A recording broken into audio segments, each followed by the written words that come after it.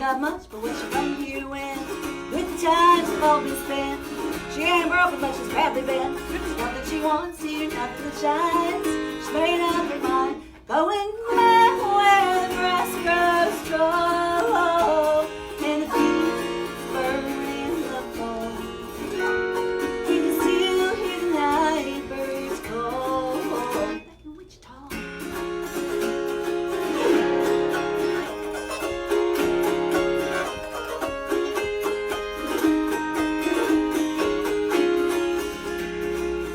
She says for all my time, well, I ain't got much to show.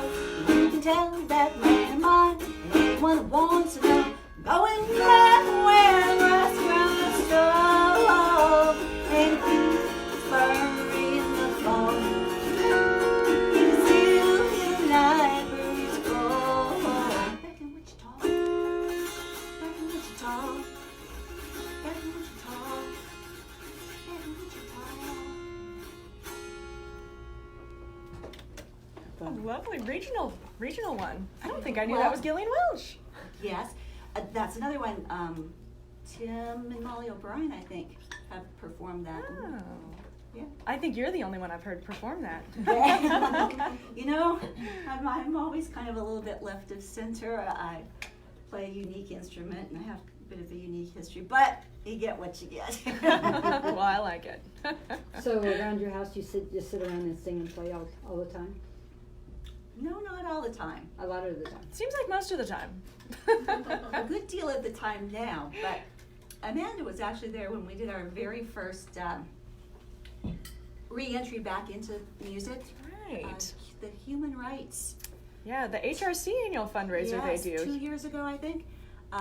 So when we decided to have children, we thought, well, you know, we've heard that that's kind of a big commitment. Involves a lot of work. Just a little. So we ended up, we said we should take some time off and, you know, focus on this, do it right. And so that turned into 20 years.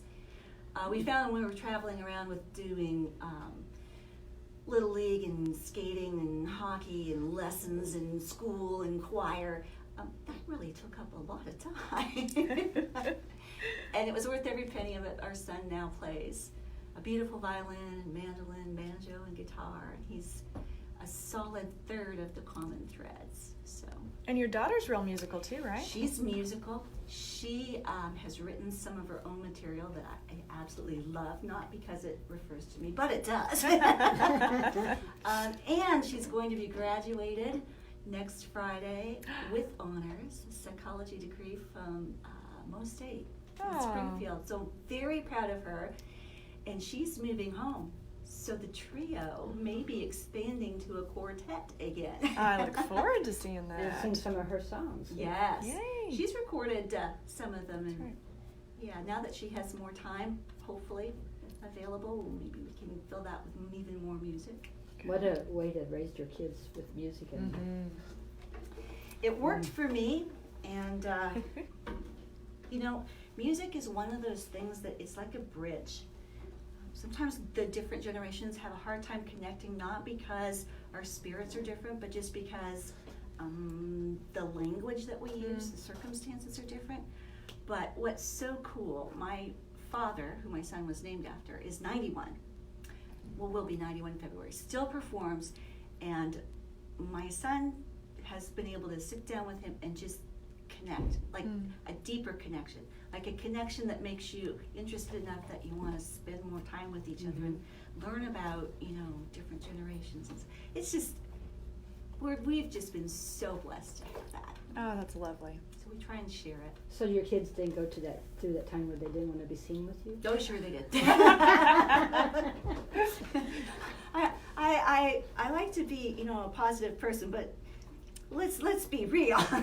We were all teenagers once. Indeed. But during a lot of that time, I spend several weeks in Canada with my father during the summer, so you know, they still got to go to a different country, and part of that deal was they had to play music, so part of that deal was, well, no, you don't have to be seen. However, You must be heard. Yeah. So you got another song for us? Sure do. What's next up? Now this one, surprisingly enough, you may not have heard. This song was the songwriting contest winner at the Kerrville Folk Festival in 1996-ish. Tanya Savory, I followed her for a while. The last time I knew about a release was around 2000, so I don't know what she's doing on, but she was on the Oh Sister Bluegrass tapes, which is where I learned this one from. Great. Kind of just speaks to me. All right.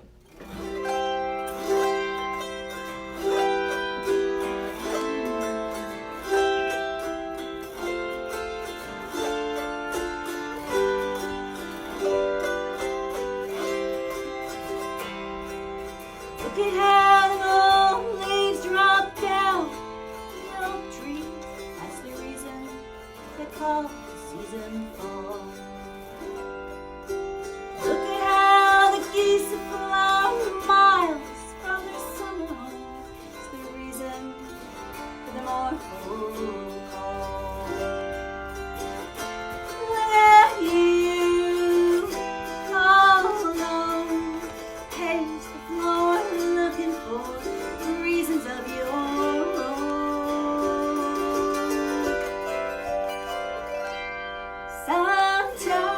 Sometimes it just goes on by, and we find no rhyme for falling out of line. No line that's clear and well defined separates what is from what was. Oh, don't north and south, just a little bit colder because if you're thinking of leaving, need a reason,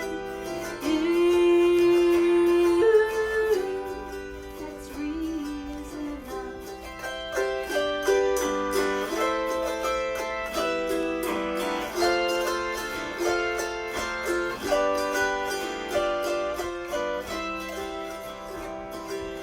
I could sit you down and try to tell you all the reasons why it would not be fair for you to go.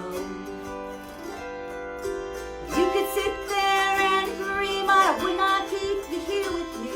It was all is fair, all is fair, I know. And look at me in the dark, searching for one good reason for your change of heart.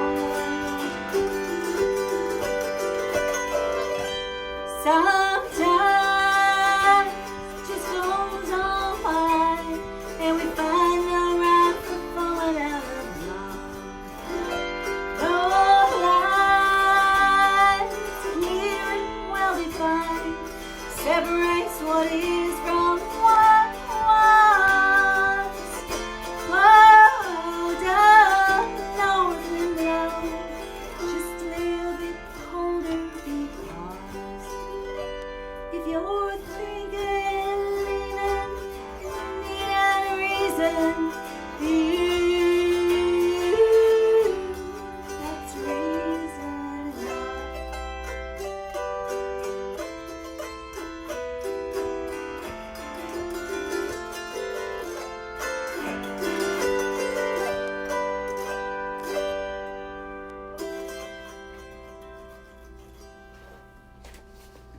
Oh, beautiful again. I love that one. Well, Nice song. thank you. I was watching you tap your toes during the last two songs and couldn't help but notice these fantastic shoes that you're wearing. Yes. I know you on the radio can't see these, but they have this beautiful brocade and a kitten heel, and they look like they stepped out of a Victorian magazine of some sort.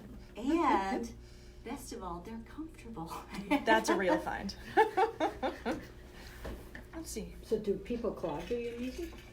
Do they what? Clog?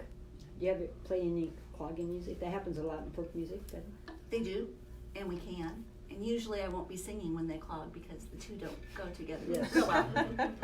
But we do lots of instrumentals. I have a fantastic auto harp teacher in the area that I've been really fortunate to work with for the last couple of years, Tom Schrader. He gives lessons. been there, done it all. Auto Harp Hall of Famer. Sometimes I feel like people are just put in your life for a special purpose. My mom is the reason that I probably play the auto harp. My mom played the auto harp. But cancer decided that she was not going to be able to be a mentor like I would have liked. So Is it a difficult instrument to learn? yes and no and yes. You know, in the 60s, 70s, they were put in elementary schools. Oh, and they're wow. a fantastic instrument for elementary schools because in 5 minutes, and I do this when I'm working at Aldridge Orchard in the fall, and I kind of busk and have children come up all day long, and I can have them playing a song in 5 minutes, Oh, and wow. their eyes get big and their parents' eyes get bigger, and it's such a wonderful thing to share because you can make a good sound, something that's really pleasing, quickly. And then you can get down into melody playing and the different genres and the different techniques, and it can be as challenging as you could ever imagine any instrument to be.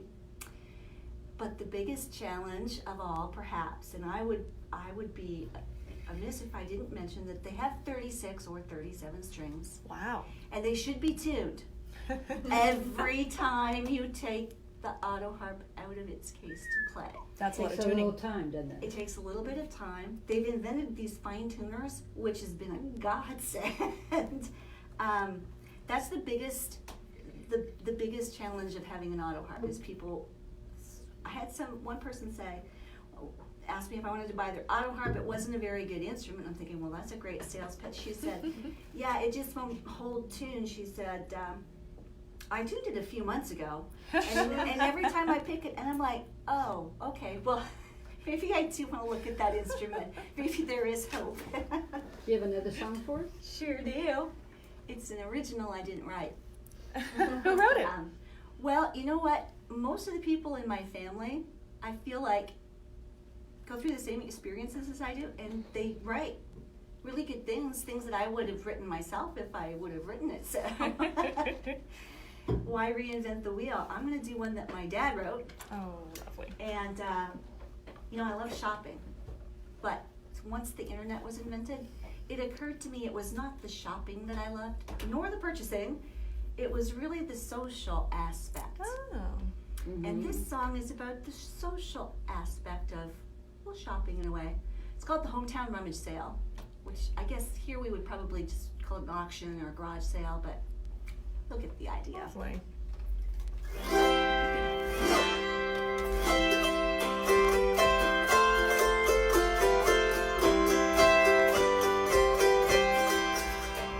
Was a rummage sale